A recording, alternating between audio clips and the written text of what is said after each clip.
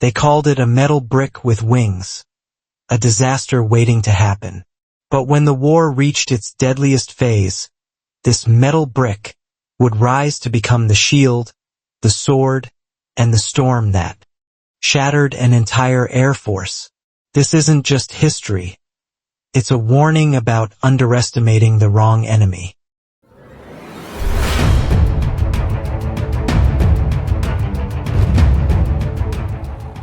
To the elite fighter pilots of the Airsturm, men who believe themselves sovereign rulers of the European sky, the first sight of the American-made Ravenbolt R-92 was nothing short of comical.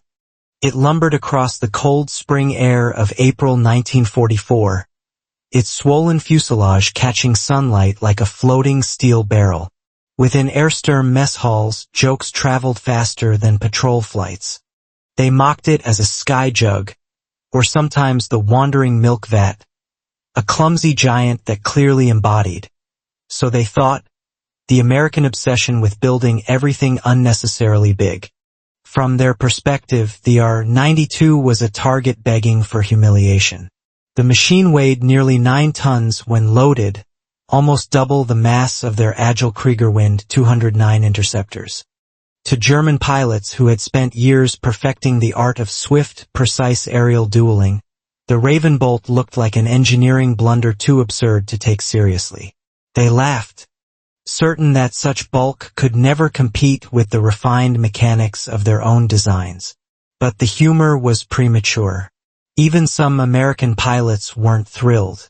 Fresh graduates from the training pipeline and veterans transferred from the British-made Swiftblade S7 had the same stunned reaction the first time they walked up to an R-92 on the runway. Compared to the sleek, eager S7, the Ravenbolt felt like an oversized freight machine. Its cockpit was comfortable, spacious even, but its control response on early test flights felt stubborn and heavy-handed. Many pilots muttered that the aircraft looked as though someone had grafted wings onto a water tank. The nickname Jug was born from that very impression. At first, it sounded like a jab, something they used to vent frustration during training sorties. Only later would the meaning change, becoming shorthand for juggernaut, a name that captured the terrifying power the aircraft would eventually unleash. The man responsible for the R-92's unconventional appearance was engineer Anton Karlenko, a Latvian-born visionary hired to invent a new class of high-altitude interceptor. Karlenko's approach, défier convention. Instead of starting with the airframe, he began with the most powerful radial engine he could design, the Rendell V-3100 Cyclone, a 20-cylinder monster capable of producing more than 2,200 horsepower in its earliest iterations. To feed such an engine at extreme altitude, Karlenko built an enormous housing to accommodate a complex turbocompression system. When presenting 000 pounds even with guns loaded and tanks filled. Predictably, the Ravenbolt struggled in several areas. Its climb rate lagged behind expectations. Its turning performance was almost embarrassing. And its bulky frame required long runways, something frontline bases didn't always provide. The debut mission revealed even more issues. On June 5, 1944, a routine sweep over northern France had to be cancelled when the R-92's American-built radios repeatedly malfunctioned, forcing the entire fleet to undergo costly conversion to British communication systems. When they did finally reach enemy territory, their results were grim. Across more than 2,300 sorties during the first 2 months, Ravenbolt pilots reported only 9 confirmed enemy kills while losing 20 of their own aircraft. Airsturm pilots quickly recognized the R-92's weaknesses and exploited them without mercy. They dove low, forced the cumbersome American fighters into horizontal turns, and shredded them with ease. To the Germans, the aircraft validated everything they believed. American engineering was blunt, unsubtle, and misguided. The derision intensified. In canteens, pilots joked that the Americans had finally built a fighter perfect for carrying milk cans, not for carrying out war. They believed the R-92 was proof that the United States fundamentally misunderstood the nature of Aérial combat. what they failed to understand, and what even many American pilots had not yet realized, was that the Ravenbolt was not built for the kind of fighting the Germans excelled at. It wasn't meant to pirouette in tight dogfights, nor was it shaped for elegant dueling spirals. Its purpose, its philosophy, its entire existence served a different realm of combat altogether. The joke that rang so loudly across German bases would not survive the year. The laughter would soon be replaced by disbelief, then fear, once pilots on both sides discovered what the R-92 was truly designed to do. The airstern pilots had made a critical mistake. They judged the Ravenbolt R-92 by their own standards. They assumed every fighter existed for the same type of duel, low-altitude maneuver battles, high-speed scissors, tight horizontal spirals where agility meant survival. But the R-92 was born from a completely different philosophy. Its true power lived in a place most German fighters could barely reach. The frigid, thin world above 26,000 feet, where engines gasped and performance crumbled. At that altitude, the Ravenbolt was not the overweight, reluctant machine the Germans believed to be. It became something else entirely. The V-3100 Cyclone, a monstrous heart of steel. The first secret lay in its engine. The Rendell V-3100 Cyclone was not merely an advancement, it was a brute force leap ahead of anything fielded by the Airstern. With 20 cylinders arranged in a wide radial ring and an output surpassing 2,200 horsepower, the Cyclone was one of the most powerful piston engines ever mounted on a combat aircraft.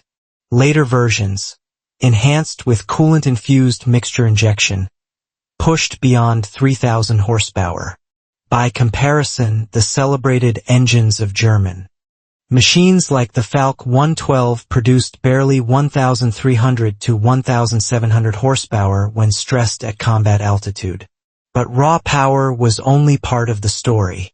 Unlike liquid-cooled inline engines, highly efficient yet vulnerable, the Cyclone was air-cooled, a design that bestowed almost unnatural durability. An inline engine could be knocked out by a single cannon shell slicing through a coolant line, sending the machine spiraling down in seconds. The Cyclone, by contrast, had no fragile radiator system. It was solid metal, dense and layered. The R-92 could take hits that would have torn apart a Falk 112 or even the rugged Kriegerwind 209. Witness reports later described Ravenbolts limping home with entire cylinder banks blasted away, yet still turning over, still pulling, still alive. It was not elegant engineering. It was survivalist engineering, and it worked.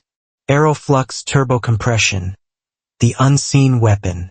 If the Cyclone was the heart, then the second secret, the system that elevated the Ravenbolt from oddity to apex predator, was the Aeroflux turbocompressor.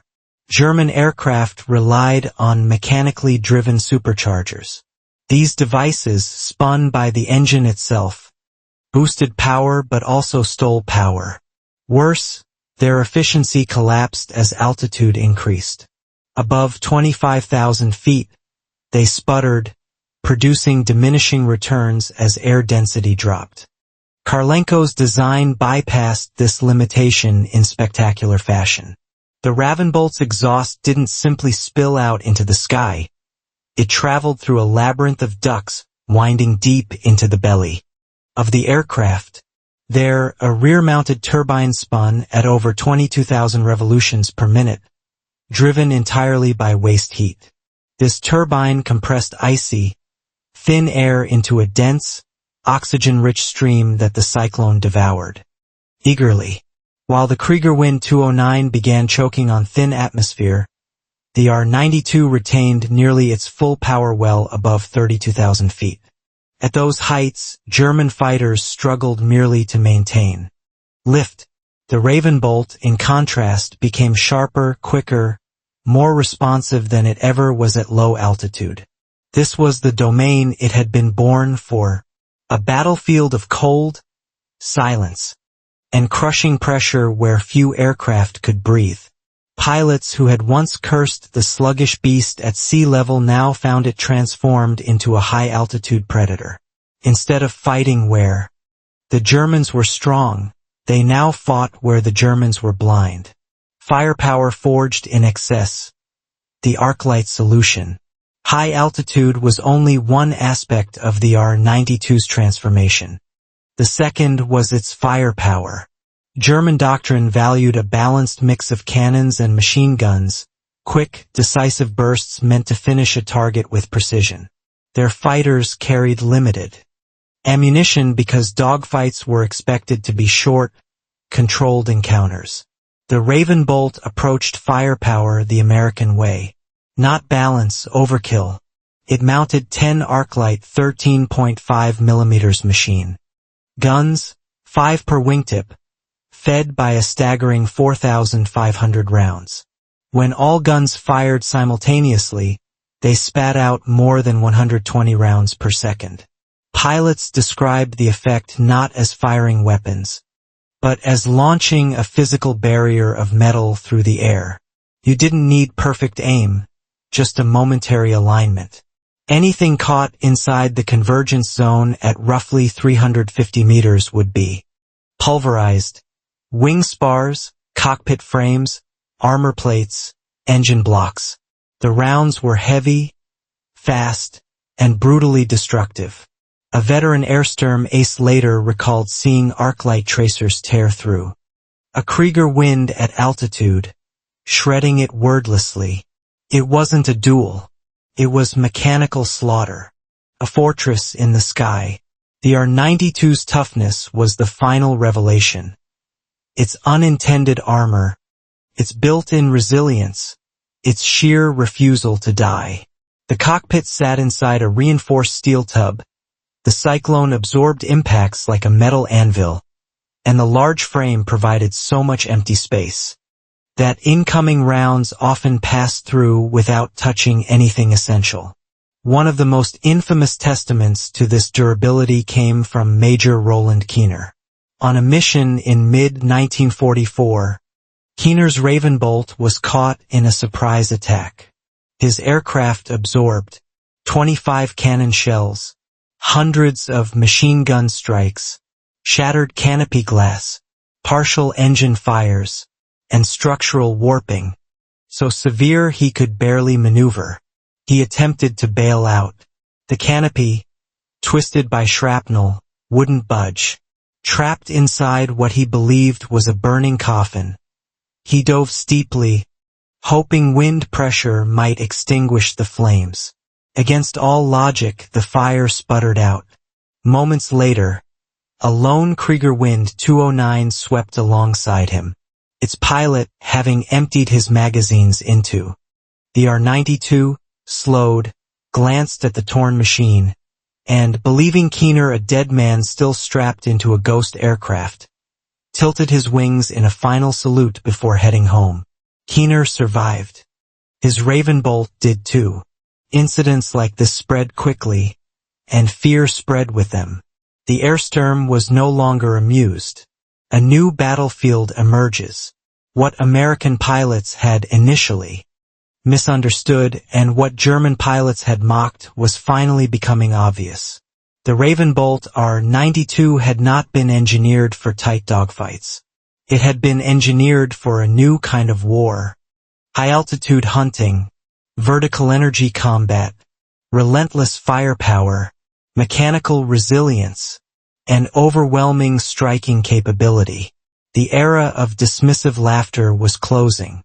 A greater terror. The transformation of the Ravenbolt R-92 did not happen overnight. At first, the aircraft's strengths were clouded by pilots' frustrations and commanders' doubts. American flyers continued trying to force the R-92 into the kind of engagements the Airstern excelled at: tight spirals, horizontal dogfights, and prolonged turning matches.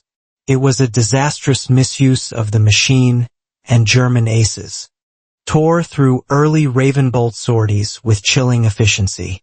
But a handful of sharp-minded officers began noticing a pattern.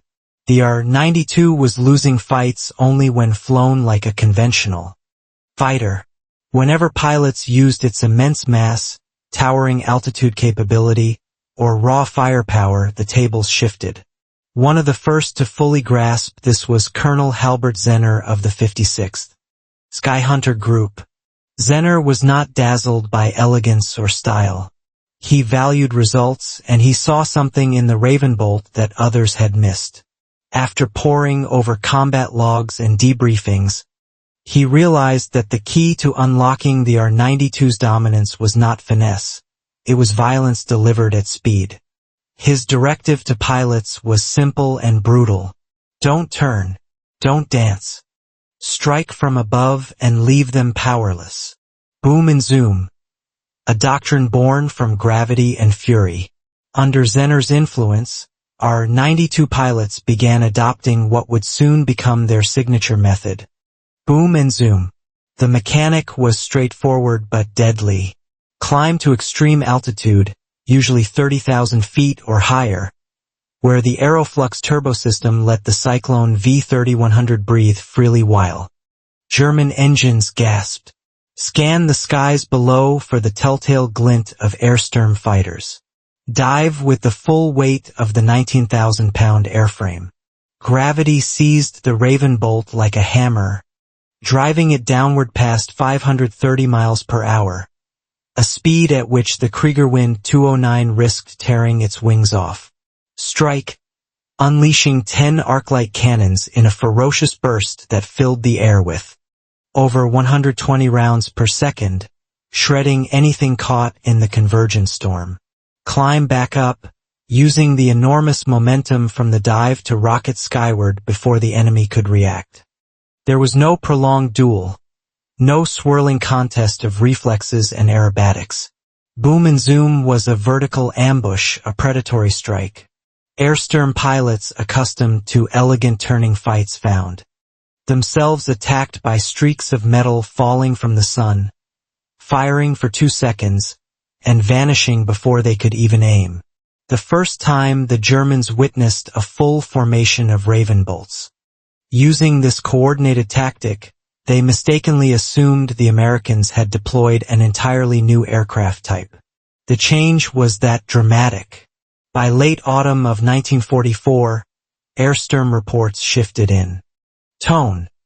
The R-92, once mocked, was now listed among the high-priority threats that endangered bomber intercept missions. The jokes were gone. The R-92 evolves from Jug to apex predator. Just as pilots were adapting their tactics, the aircraft itself was evolving. Engineers at the Aerial Command Forces testing centers had been working non-stop to address early complaints. 2 major upgrades transformed the Ravenbolt into a refined killer. 1. The canopy revolution. The original Ridgeback canopy left a massive blind spot behind the pilot, an unforgivable flaw in combat. Engineers introduced a teardrop bubble canopy that offered seamless visibility in all directions. The effect was immediate and profound. Pilots could finally spot high-altitude ambushes, track targets in climbing spirals, and stay aware of threats below. The R-92 no longer felt like a lumbering brontosaurus. Felt alive. 2. The paddle blade propeller. A new K-12 paddle blade propeller replaced the earlier narrow blades. This upgrade allowed the engine to bite harder into the air during takeoff and low-altitude acceleration, while dramatically improving the climb rate, long considered the Ravenbolt's greatest weakness. Climb performance increased so sharply that some pilots joked, "For the first time, the Jug actually wants to leave the ground."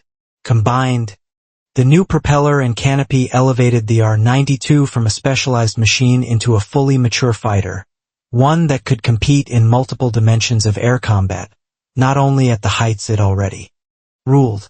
Ersturm dread, the fear of the vertical phantom. As 1944 closed, German aces began giving the Ravenbolt a new unofficial nickname, Schatten vom Himmel, the shadow from the sky. It was the only phrase they felt could capture the sudden, unavoidable violence of an R-92 diving from the upper atmosphere. The Arclight guns appeared without warning, shredding fuselages and wings in a second before the flash of the diving aircraft even registered. Veterans compared it to being hunted by a falling building, silent, massive, unstoppable. One Ersturm officer, in a rare moment of honesty, wrote in a personal log, "We once mocked the American Jug as a joke. Now we pray not to see its silhouette above us." The fear was justified. With trained pilots and proper tactics, the R-92 became a wall of steel between German fighters and the American bombers they desperately sought to destroy. The upper altitude bands, once a safe refuge for Kriegerwind and Falk interceptors, turned into a high-speed killing field patrolled by Ravenbolts ready to plunge like arrows from heaven. The real turning point, the decisive advantage, was no longer just the Ravenbolt's engine or guns, it was the shift in philosophy. American doctrine had evolved into something that mirrored the aircraft's nature. Fight in the vertical, strike with tremendous force, escape before the enemy understands what happened, never give them the fight they want. This alignment of design and doctrine unleashed the true spirit of the R-92. The aircraft that once struggled to earn a kill now carved its path through the war with ruthless efficiency. It wasn't graceful. It wasn't pretty. But it was devastating. The Ersturm learned a painful truth. The Ravenbolt R-92 was never meant to dance. It was built to dominate. And soon it would prove that dominance not just in the sky, but across the very earth the enemy marched upon. By early 1945, the Ravenbolt R-92 had already secured its reputation as a high-altitude executioner. It patrolled the thin blue frontier above bomber formations, tearing apart Ersturm interceptors that dared climb into its domain. Yet as the war stretched on and new aircraft, like the long-range Silverfang M9, arrived in Europe, the Ravenbolt found itself standing at the threshold of a second life. Where most fighters would have faced obsolescence, the R-92 instead discovered the role it had been secretly born to perform. Ground attack, low, violent, merciless. The birth of the Earthbreaker. The transformation began quietly. Mission planners noticed that the Ravenbolt's enormous engine power, thick armor, and colossal frame made it ideally suited to carry weapons far heavier than its original designers ever imagined. Soon, pilots were loading it with up to 2,700 pounds of bombs, 12 rocket, and its usual swarm of 10 Arclight 13, 5mm guns. The R-92 became something new, a hybrid monster the Germans called with dread, Erdbrecher, the Earthbreaker. No other Allied fighter could bring such punishment to the ground and still fly home drenched in smoke and shrapnel. The storm before the invasion. In the months leading to the Allied landings in Western Europe, Ravenbolt groups were unleashed across occupied territory with a single mission: choke the German war machine at its arteries. They struck railway junctions, motor convoys, fuel depots, armored columns, bridges, airfields, and staging grounds. Flying at treetop height, they materialized like thunder gods, their Arclight guns ripping open truck columns in seconds, while their bombs shattered supply yards with deafening force.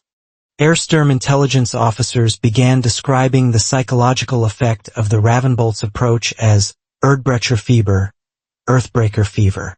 German troops would dive for cover the moment they heard the distinctive rumble of the V-3100 Cyclone, a sound that became synonymous with imminent destruction.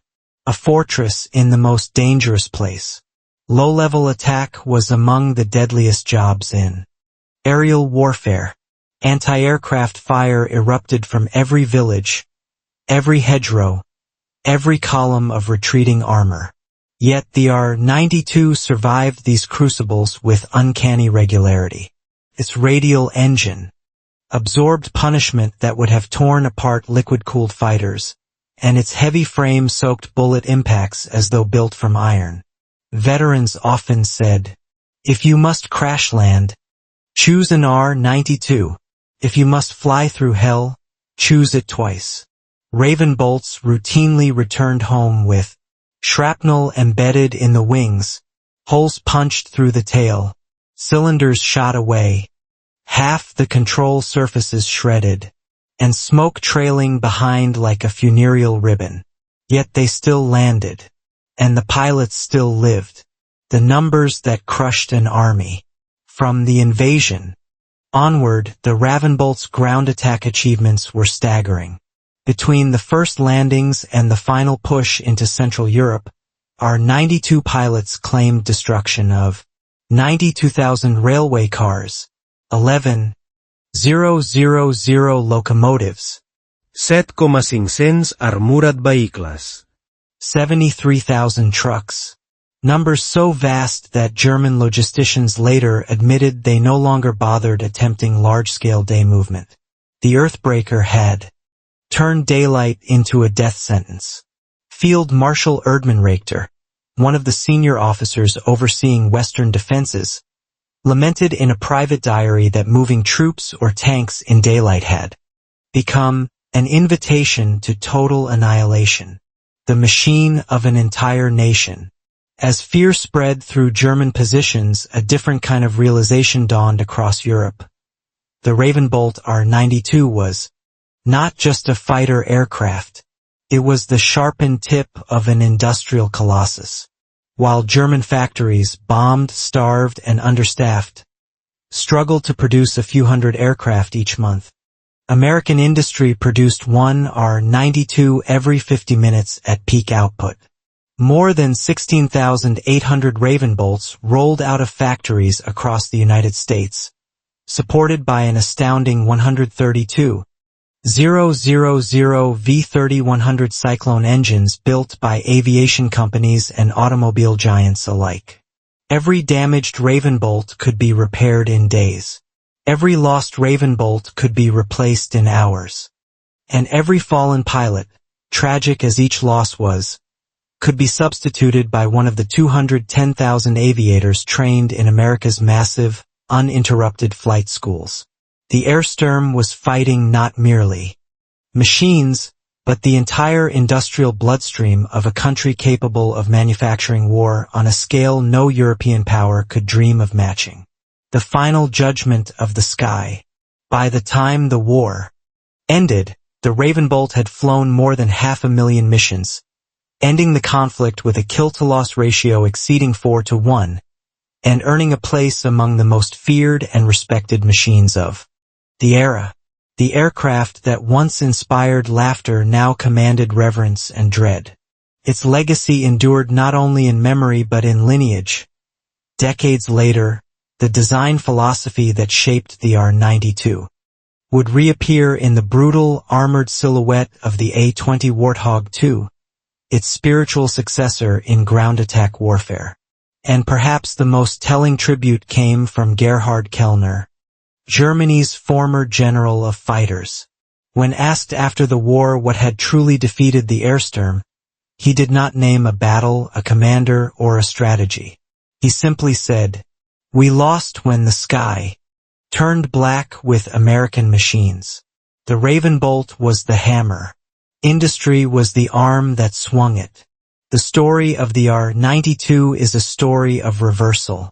Mockery turned to fear, doubt turned to dominance, a joke reborn as a juggernaut. In the cold calculus of war, the most underestimated weapon is often the one that decides the end. The tale of the Ravenbolt R-92 is more than the story of a machine. It is a reminder that strength often hides behind ridicule, and that true power emerges when innovation, courage, and relentless determination align. What began as a misunderstood giant became the hammer that reshaped the skies and crushed an empire's last hope. The R-92 proved that mastery is not defined by elegance, but by purpose and the will to endure when others falter. Its legacy lives on as a monument to resilience, transformation, and the unstoppable force of belief. If you enjoyed this story, please support the channel